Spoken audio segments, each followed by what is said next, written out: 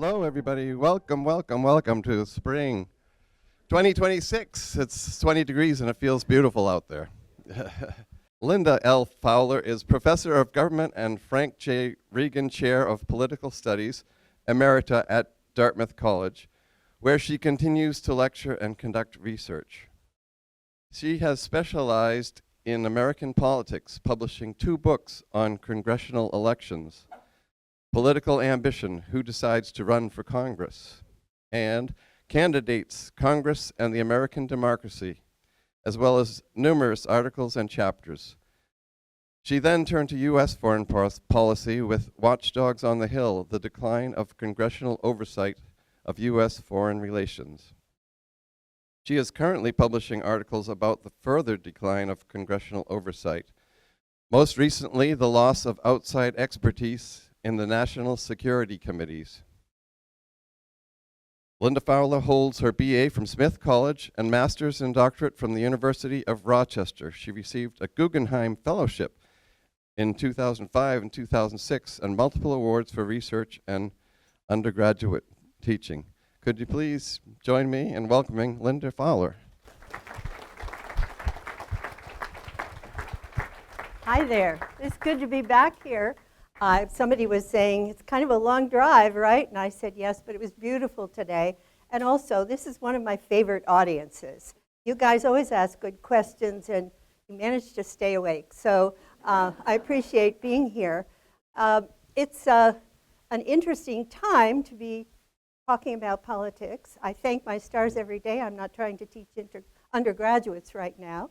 But basically, I think when we start looking at the news every day, you can, on any given day, find multiple transgressions of the U.S. Constitution. So, Travis, if we could have the first slide, please.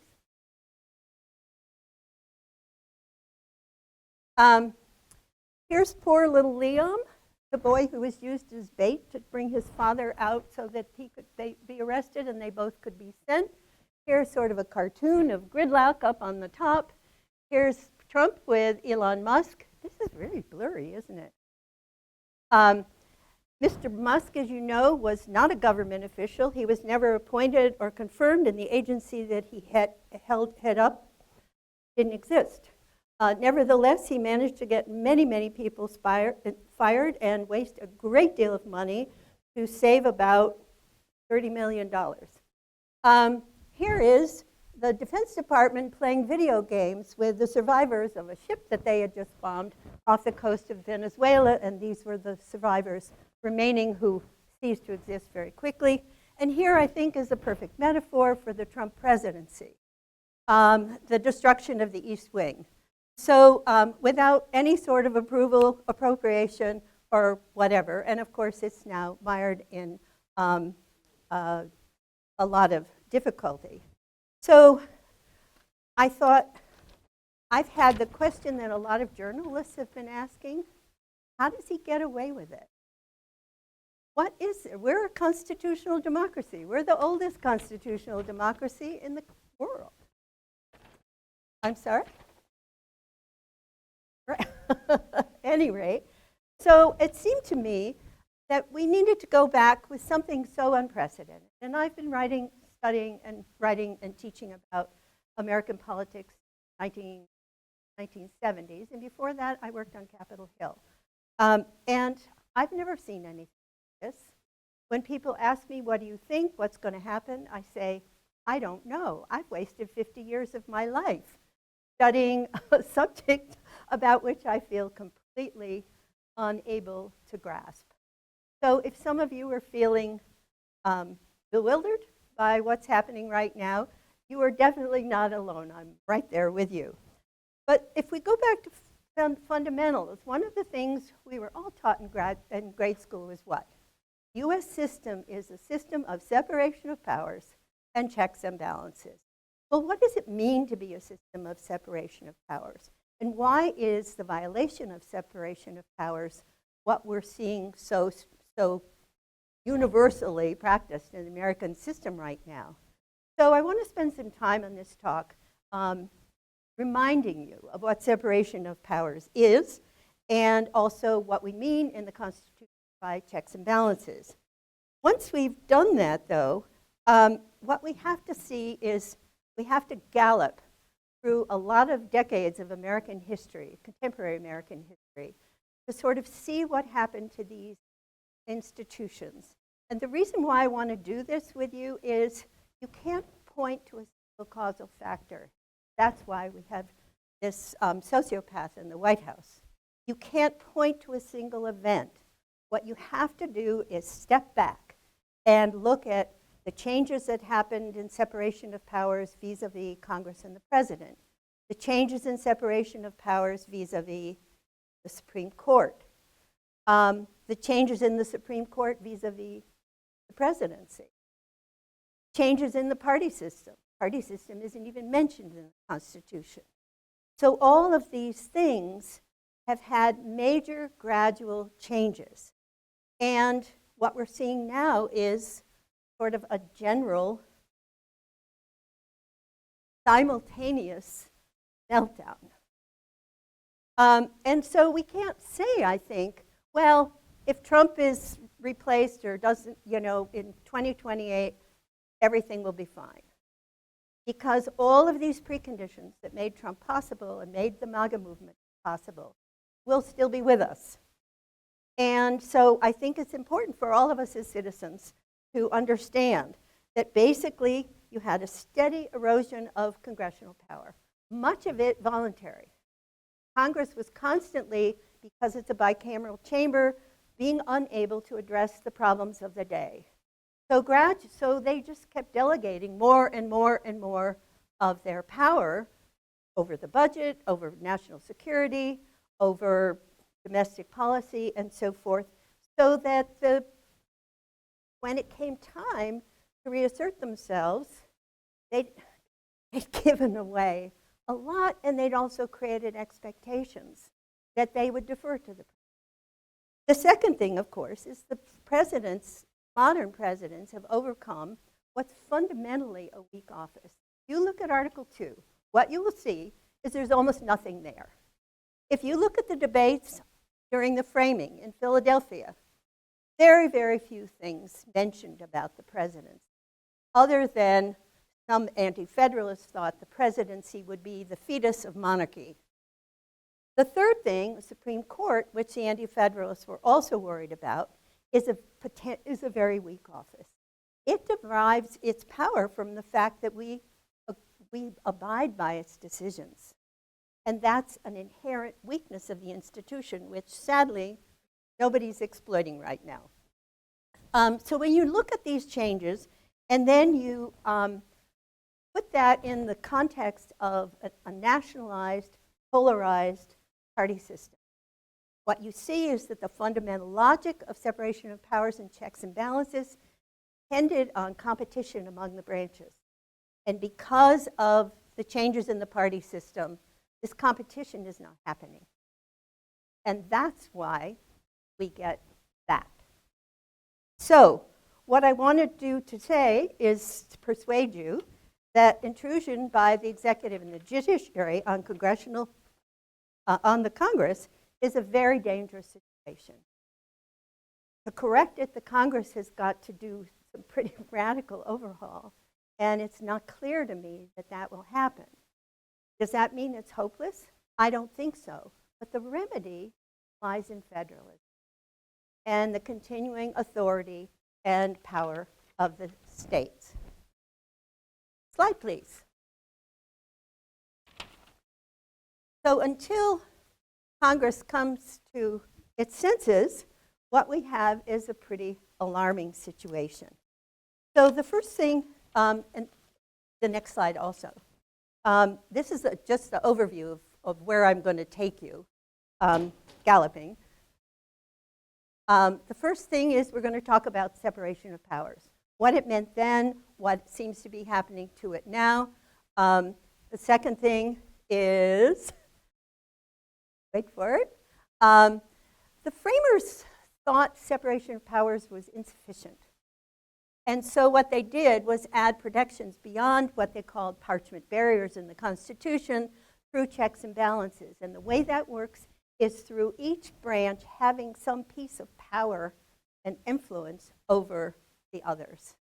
So that's what the checks and balances are, and that's why separation of powers is no longer operating as it should. In addition, we're going to talk about the historical trends. I've already outlined sort of what they are. We'll go through them real quick. Hello? The gradual historical change, marginalizing Congress, and aggrandizing the president. This is important because the Congress and the Constitution is the most important branch. It's number one. Its building is the highest building in the Capitol, and nobody can have a higher one, not even Donald Trump. It has all the major powers that a government needs, the power of the purse, war powers, approving appointments, and a whole set of things. So when Congress doesn't work, the whole thing gets out of whack. So if you want to blame anybody for what's happening now, you have to look at the legislature. And we'll talk about the changes that occurred that worked to the benefit of the president. And while Congress was marginalizing itself, you've also seen a radical revolution in the Supreme Court. Nominations were politicized, starting with Richard Nixon, but really coming to full fruition during the first Trump administration. And so political scientists who study ideological divisions among courts, Supreme Court, which we think of as needing to be the most neutral to interpret our sacred document, the Constitution, is the most politically polarized. Circuit courts are also polarized, but not as badly as the Supreme Court. And it's the district courts that are the least polarized. Of course, that's where all the challenges to Trump's lawless actions are coming from. Another one? And the transformation of the national two-party system. One thing, which we'll get to, one thing that's important to remember, separation of powers isn't just about division of power between the three branches. It's also about levels. And the Constitution has a lot of protections for the authority and autonomy of the states. Again, the states have given up a lot to the federal government because of needs for revenues and insoluble problems that are beyond their boundaries. But fundamentally, and the states have the 10th Amendment in the Bill of Rights. Because anything that's talked about in this Bill of Rights doesn't mean these are the only rights people have. No, that's a different amendment. The 10th Amendment is all powers not given to the federal government are reserved to the states. And this is the place where conservative justices, they're willing to trespass on separation of powers by function. They're not willing to trespass as much on separation of powers by level. So in my view, federalism is where we make our stand. And there's a great deal of irony in that. Could we have another slide, please?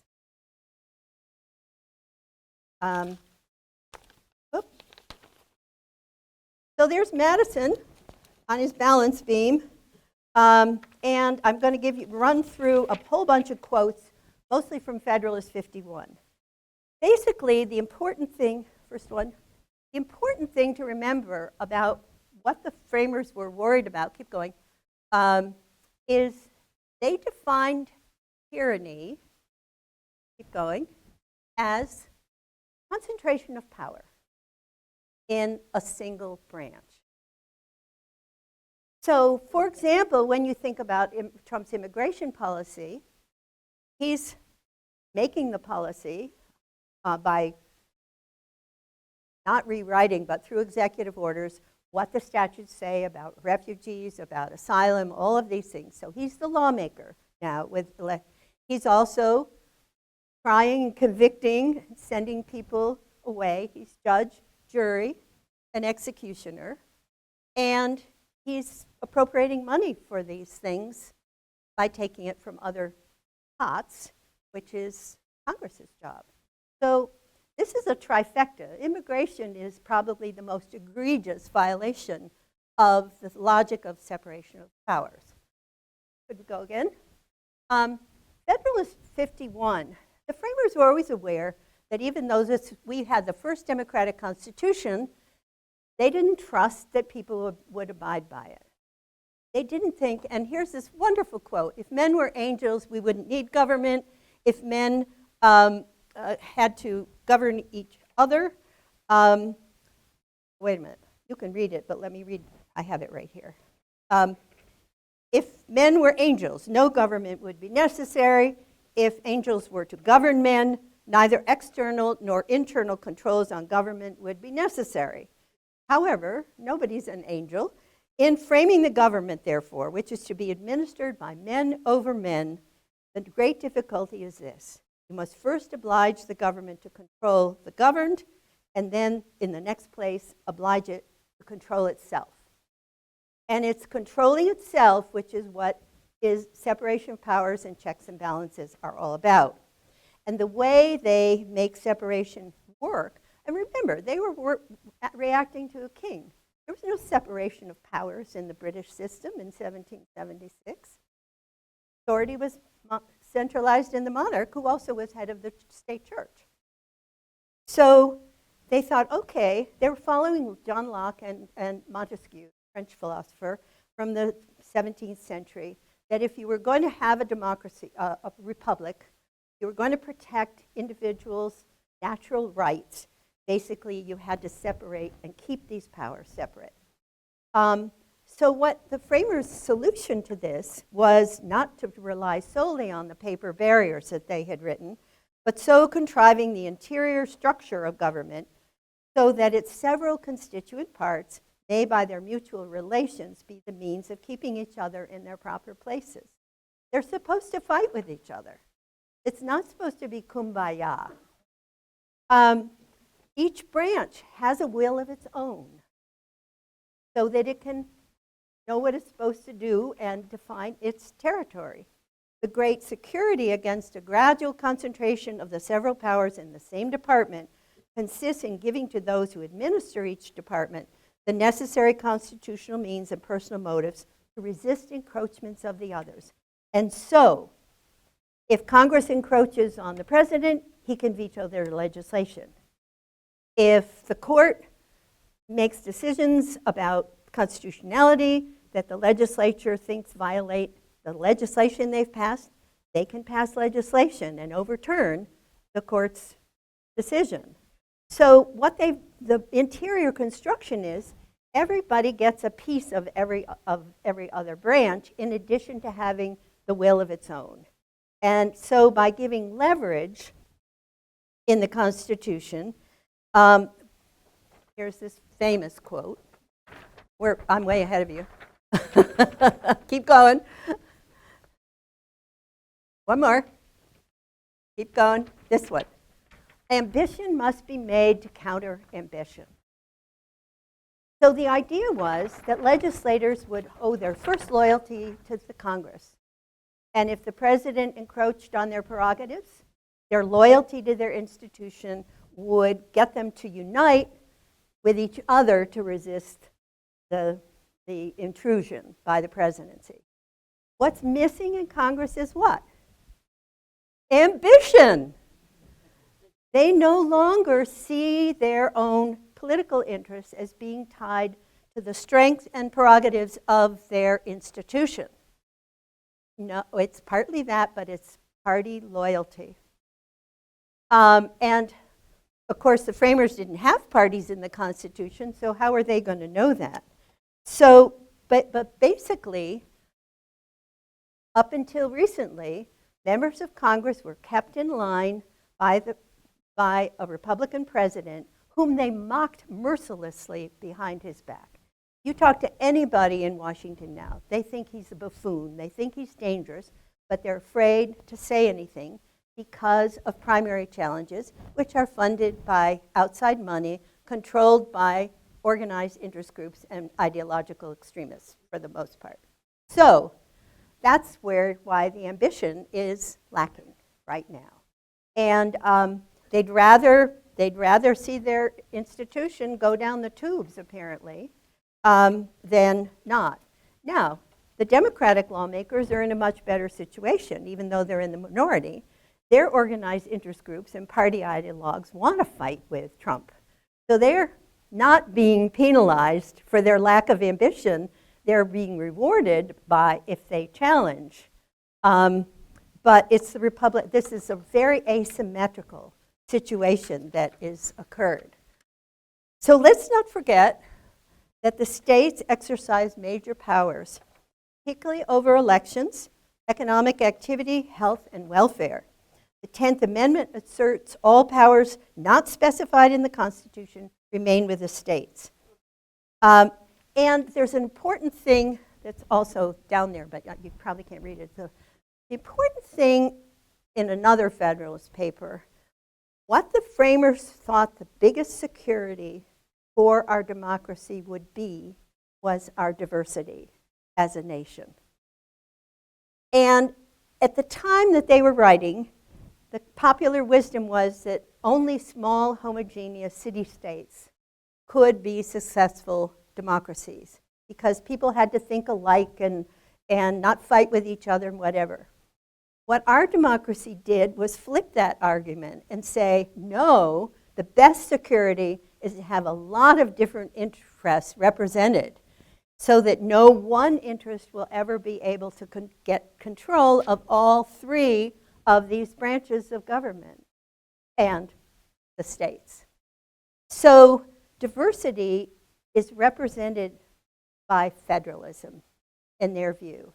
And as long as the states are able to exercise the powers they have under the Constitution, they find that they can resist.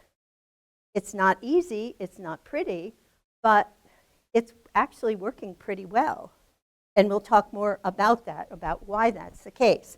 Okay, so let's start with a little more gallop through history with the Congress. So when I say there's not enough ambition in Congress, can you get me the next slide? Is it not working? Oh, you know, that was the thing I was telling you it was doing to me too. It probably will in a minute. At any rate, what's about to come up is an insulting cartoon about members of Congress that basically they can make more money than in a real job. And so while you're not looking at that, there you I think we've done that. Yeah. There you go. Any rate, so when you look at the Congress, what you basically see, that's where all the power is.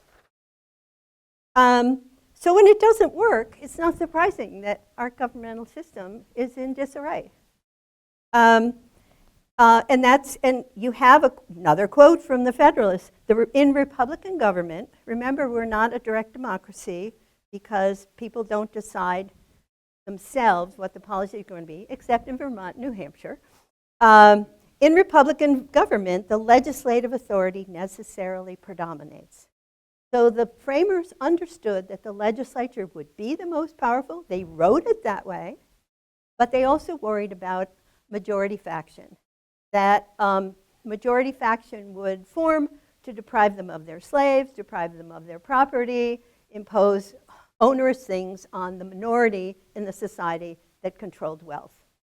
So their solution to this was to divide the legislature into two chambers, House and the Senate. But basically what happened is in their desire to keep the legislature from running wild, they made it too difficult for the legislature to act in crises and in difficult situations or in very contestable situations. So pretty early in the game, but certainly by the beginning of the 20th century, Congress was deferring more and more authority to the executive branch by creating alphabet agencies and engaging in a variety of things that gave more and more discretion to the president. So, and particularly in wartime situations, but even in war, up until World War II, after we had the expansive powers and deference to the president, it would be withdrawn. The army would be shrunk, the officers would be kicked out and told to go fend for themselves, and the president would be restricted in various ways, usually by statute. And so you have a famous quote about Abraham Lincoln, who was accused by many of being a dictator and was depicted in American political cartoons as having a crown and all of these terrible things that he did because he was exercising so much power. But after Lincoln, who can name the people who came after him? Grant, okay, because there's a very nice biography about him. But after that, I get really mixed up. Who are we talking about after that? Until we get to maybe to Taft and then to Teddy Roosevelt. So there was about 50 years of history where the president was pretty irrelevant and we had congressional government. But as the country became more industrialized, as we started to step out into the international stage, first with the Spanish-American War and then with World War I, the powers of the presidency didn't contract. But still, when you think about it, World War II, why did FDR, after Poland was invaded by the Nazis, why didn't FDR just start attacking Germany? He was under no illusions about what Hitler was after. Why did he not do that? He respected the Constitution. He engaged in all kinds of subterfuges with Lend-Lease and all these other things that he and Churchill cooked up, but he felt he could not act in a warlike way without getting the Congress to approve it. So, and that didn't happen until 1941 when the Brits were almost done. And so even Franklin Roosevelt, for all the power that he had as a result of the agencies created during the New Deal, did not feel that a war power was an inherent power. That being commander-in-chief did not give him the right to start attacking Hitler or Japan without an authorization of war. So and then with the Cold War and the threats from international communism, the retraction that historically had happened after a war was over didn't happen. And if anything, more secrecy, more expansion, more agencies, and a whole bunch of other things. So basically, and the court, because the government was expanding, the court starts getting more active. First, it tries to prevent the expansion during the New Deal, and there's a showdown with FDR. But after that, they were conservatives, and the court is mostly a conservative organization in our system. They were increasingly alarmed. And then when we had the rights revolutions in the 60s and 70s, not just civil rights, but criminal rights, environmental rights, consumer rights, lots of rights, that created an enormous reaction among conservatives. And initially, they thought that the Reagan Revolution would roll back a lot of the progressive tinkering that had happened in those years. But Reagan was stymied by a Democratic Congress. The cry was, let Reagan be Reagan, and Tip O'Neill was saying, and so Reagan accomplished a number of very important domestic initiatives, particularly saving Social Security, which is a great irony. But so a lot of people that served in the Reagan years became a believer in presidential power, which was a complete about-face for conservatives. And so there was a lot of delegation support for delegating things to Congress. In addition, the Congress itself, in addition to delegating all this stuff and not taking back the powers it should have, also undermined itself as an institution. It strengthened party leaders at the expense of the decentralized but very effective committee system. In the old days, if a president wanted to negotiate about the budget, he had to win over the tax committees in both chambers and all the appropriations subcommittees in both chambers. And these were all very powerful political figures in their own right. Everybody in the country knew who they were. Could you say the names now? Probably not. So by centralizing control of the institution in the hands of the party leaders, made it a lot easier for the president to negotiate with Congress and get his way. All he had to do was persuade the House Speaker and the Senate Majority Leader. And so you have a situation where, with these polarized parties, that's the main reason why ambition in Congress for protecting the institution becomes all about managing the brand of the national party, which is increasingly tied to the popularity of the president. And if the president is popular and looks good, we'll retain control of the Congress, we'll all look good. So what do you do that? You stop overseeing the president. The book that I published in 2015 is just, the graphs are just all going like this about the ordinary markers of what a functioning Congress should have been doing. So with a centralized party and the control in the party, it undermined the committee system, seriously. So there's no policy expertise. So in the old days, you had lions in the Senate, experts in foreign policy from having served for years in the Senate. Now you have John Thune from North Dakota, who probably has never been out of the country. And you have Johnson, the Speaker, from Louisiana, who probably hasn't been out of the country either, and certainly doesn't find it interesting to devote any time or resources to educating himself about the international challenges that are going on. So in the past, there was expertise outside the White House about foreign policy, and members of Congress often brought in outside experts to educate them. And that's gone, and it's scary. So basically, and the Supreme Court is sitting there with this now 6-member conservative majority, and they're going, great. Congress can't do anything about whatever we decide to do. So they started doing it with Citizens United, which upended the campaign finance laws. And they kept at it with abortion, with bureaucratic discretion, and a whole set of other things. The worst thing the court is doing, in my view, is the shadow docket. You have an unknown judge or judges issuing a ruling, yes or no, no reasons, no oral argument, and no written argument. So we don't know what the heck, how they got to their interpretation of a particular law. Well, who do you think is benefiting from that? It isn't you and me. So let's have the next slide, which I believe, I love this, don't you? What's so interesting is that Trump's conception of the presidency, usually presidents are very mindful of their record, of historical record.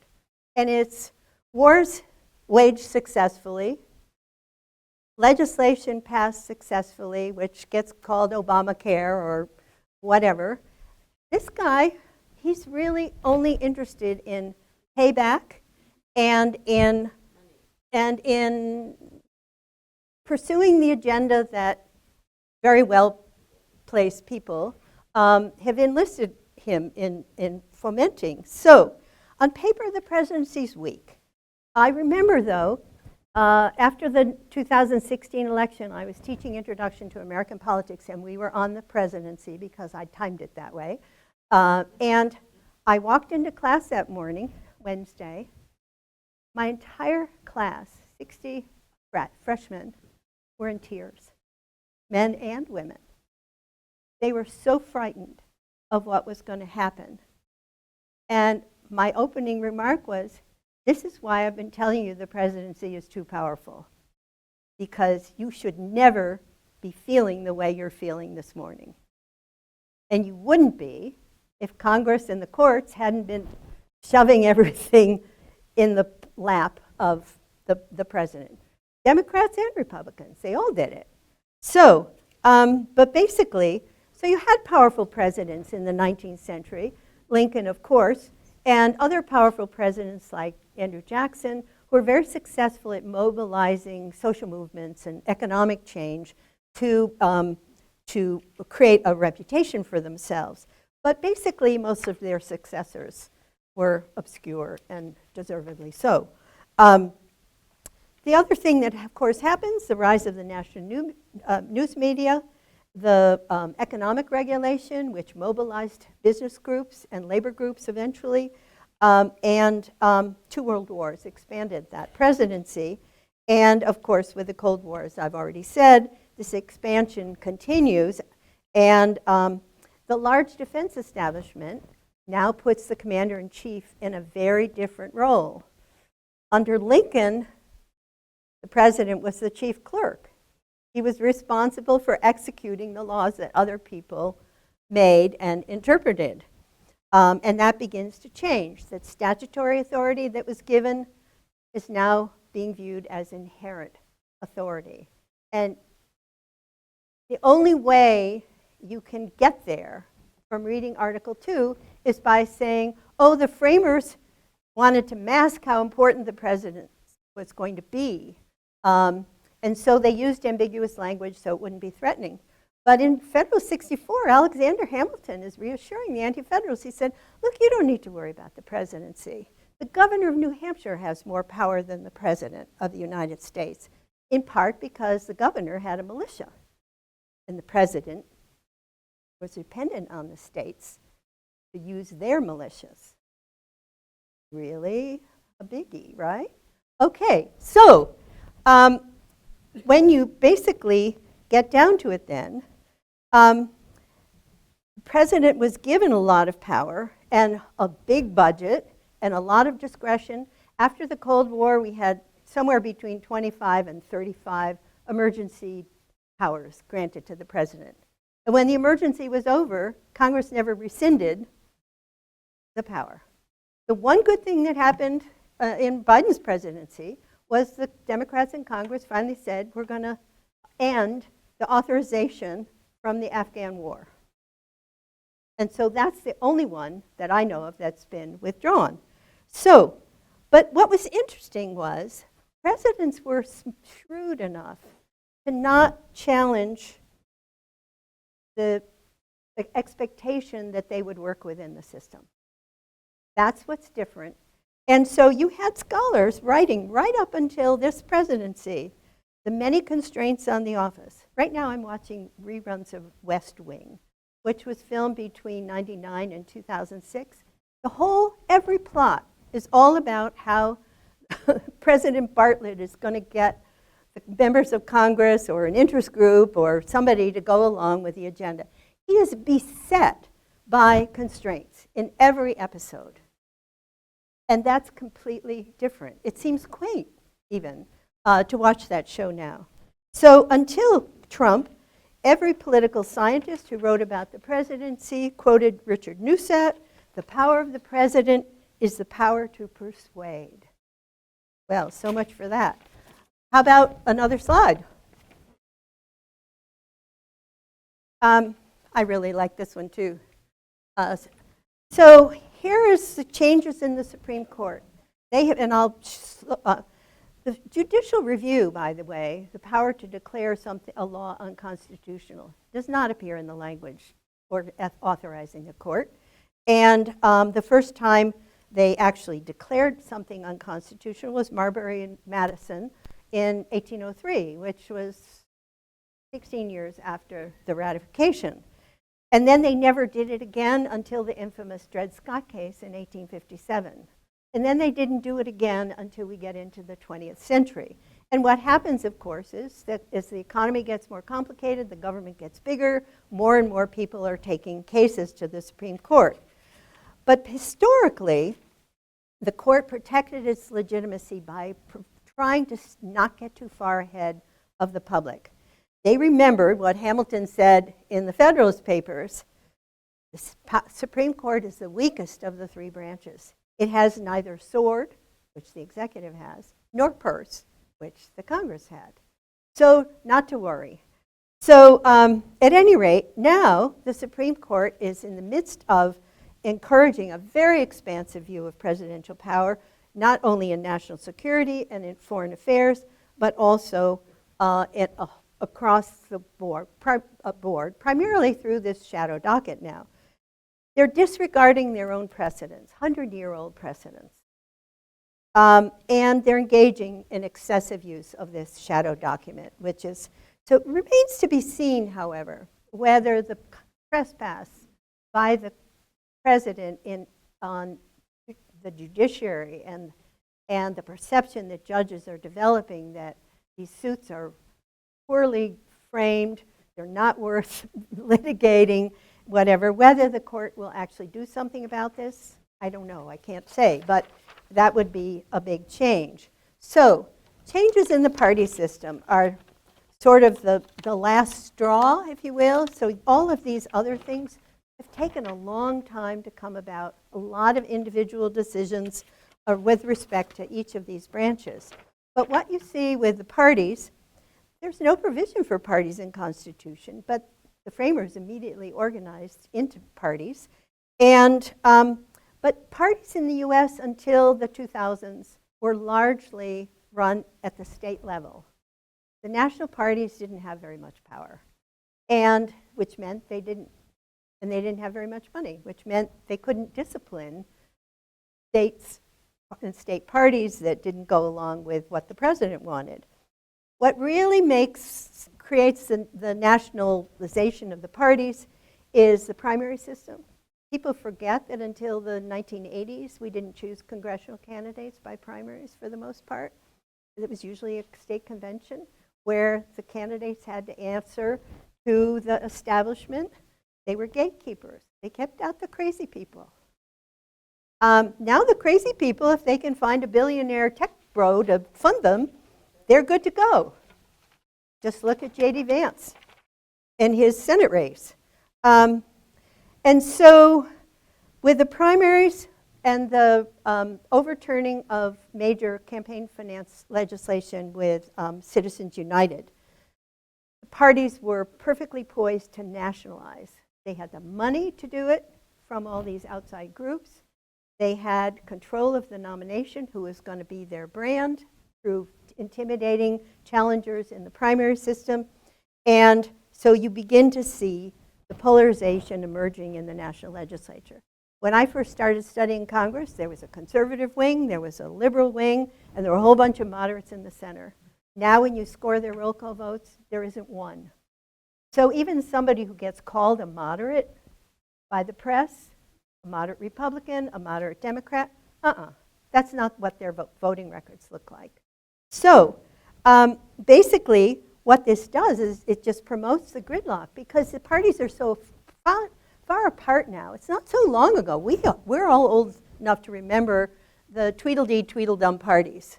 You know, there's no real difference between Democrats and Republicans. That's certainly what we grew up with in Eisenhower and whatever. But now they're very far apart ideologically. So if your side loses, that means the other side is going to be imposing an agenda that you can't live with. And so, and the voters are partly responsible here because the margins of who runs the House or the Senate are pretty small. You flip a few seats and it goes to the other guys.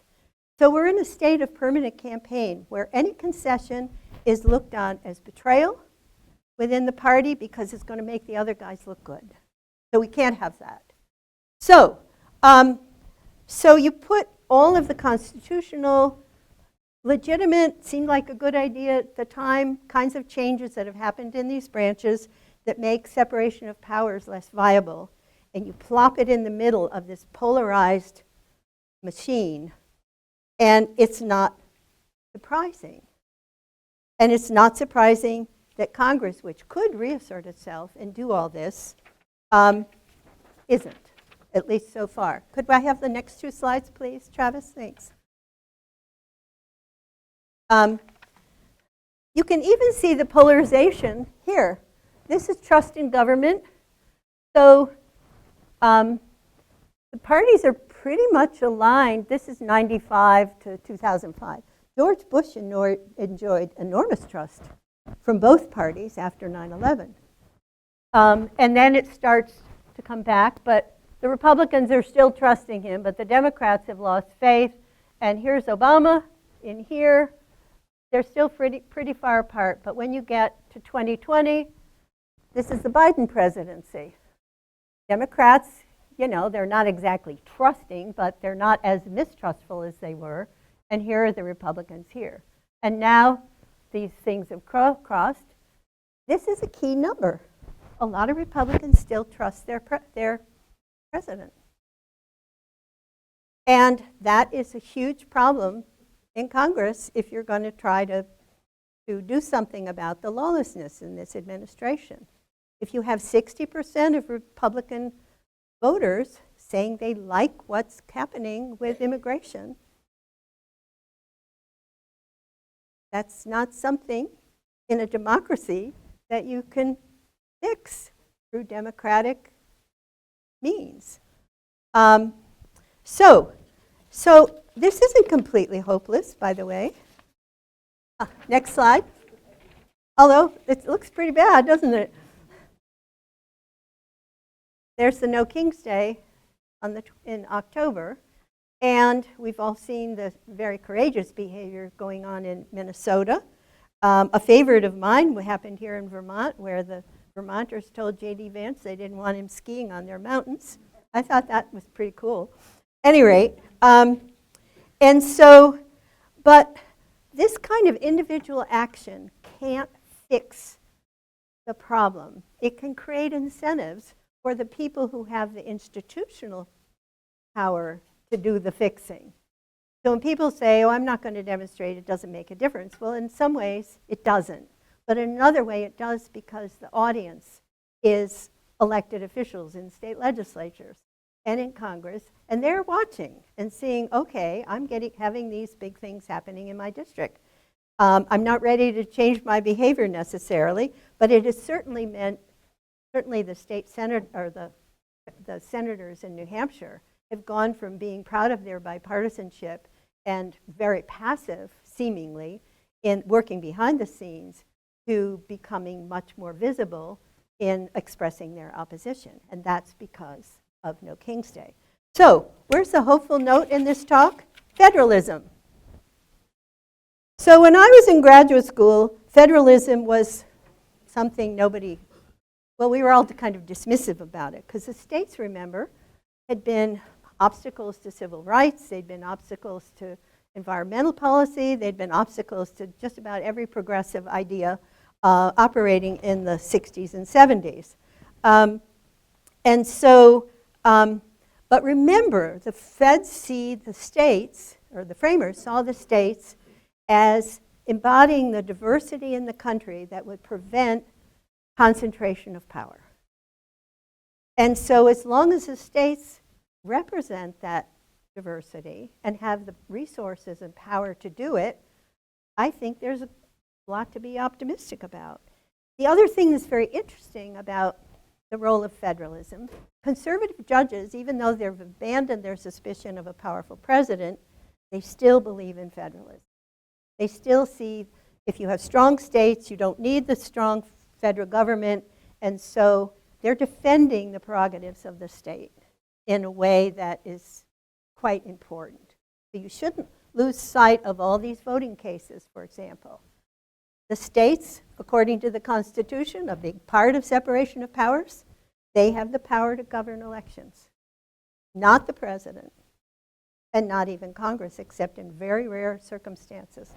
So basically, in the post-war period, we viewed states as obstacles to progressive change, but in states today, you see, certainly when Biden was president, the Republican attorneys general and Republican governors got together to oppose what they thought was an aggressive social welfare agenda that shouldn't be happening. And now it's the Democratic states with their attorneys general and governors. And there's an interesting thing about governors, and I'll just leave you with this one last anecdote. So the national governors are meeting in Washington, and all 51 of them get together. Yeah, there's a Puerto Rican there too. And they work on, they all have problems with homelessness, they all have problems with failing schools, they all have problems with climate change and wildfires and floods and all sorts of natural disasters. They can't afford to be as polarized as the federal people can, unless they're running for president, when they need to attract the attention of the national fundraisers or whatever. So they get together every year, and they alternate control of your presidency of the organization. So every year, the national governors go and have dinner at the White House as part of their program. This year, Trump said, no, only the Republican governors are coming to the White House. And the Republican governor said, oh, we're sorry, we're busy, we're not coming. That's federalism. The capacity to see that they all have certain common problems, and the fact that they're in a decentralized environment. The funders from in Washington can't get all of them. There is some strength in their diversity. And that's why my own view is, until Congress can get its act together, we should be looking at the states to be defending basic rights. And I think they're doing a pretty good job. That's all I have to say. Should we turn the lights on? Oh, wait a minute. Didn't we have one more slide? I think it was a good one. But no. Well, whatever. Okay, are there questions? Thank you. We'll open it up for questions. We have somebody on this side, someone on this side. And let's start with Linda over there, and then we'll come over here. If Trump had won 2 elections in a row, and this would have been his second term without any gap, foresee that would have been a different outcome from what we're seeing now. Yeah, because I don't think he would be losing his wits quite so obviously. And I think that matters right now. I think what's happening to him, and it's one of the things I worried about. So if you remember the debate between Biden and Trump, Biden was outclassed so badly it was embarrassing. And of course he dropped out shortly thereafter. Trump had control of himself. He doesn't now. And he seems to be, and people around him now are a different set of people, of different kind of people. They're not public servants, they're not experienced in government, and they have their own personal agendas. And we know what Stephen Miller's is, for example. So, and Trump would not have been aggrieved had he won a second term over Biden. And losing to Biden, I think, really pierced his ego badly. So would the second Trump administration have been like Trump 2.0 now? I don't think so. Yeah.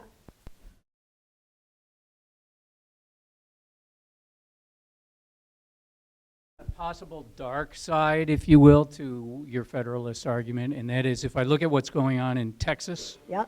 and in Florida, Yeah. do you think we end up with, let's say, 27 red states and 23 blue states, and never the twain shall meet? That's certainly possible. But how many more states with Republican governors are behaving as extremely as Texas and Florida, both of whom have governors who want to be president and who are not really doing what their constituents are asking for? They're playing to a national primary electorate. So if you have the Oklahoma governor, who's a Republican, who basically told Trump, thank you for the invitation, we're not coming. If he starts behaving that way, then your very ugly scenario is very close to happening, I think. So I think you have to look at the Republican governors that are not participating in this really vicious kind of activity yet. Yeah. Oh, sorry. Is there anything that could be done to counteract the Supreme Court acting with the way it's doing without full court, taking action? You know, I haven't had a chance to look, but I ask myself every day that one of these decisions comes out, I believe that Congress would have the jurisdiction to say you have to publish opinions with your decisions, and they have to be according to the Constitution. You know, everybody's saying, oh, what we should do is change the composition of the court by expanding it and appointing more liberal judges. But the missing piece is the ambition on the part of Congress to rein in this court. My husband, who's an attorney, says the circuit courts, and particularly the federal district courts, are so set up now that they're being given decisions that overturn what they've heard with no reason. His prediction is that the courts are going to stop listening to the court. And remember, they have neither sword nor purse. Let's not forget how thoroughly the lower courts started ignoring Brown versus Board of Education.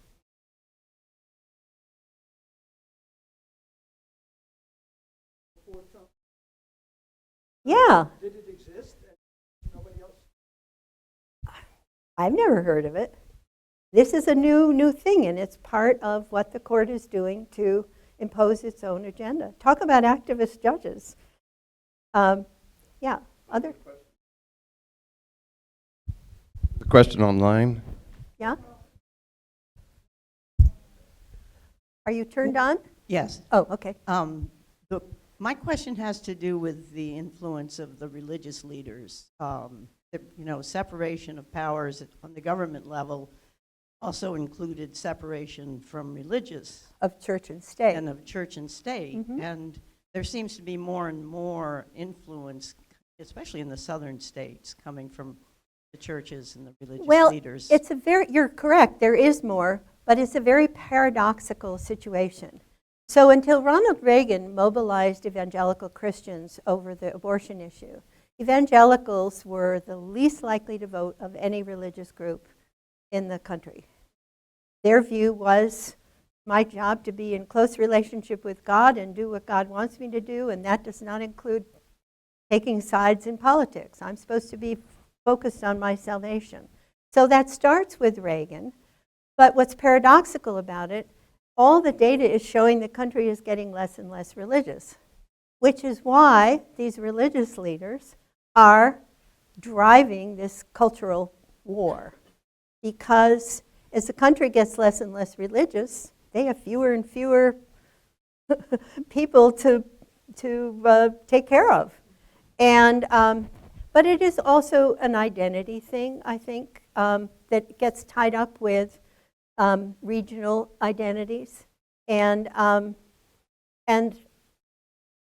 evangelicals are not the largest Christian affiliation. It's still Catholics.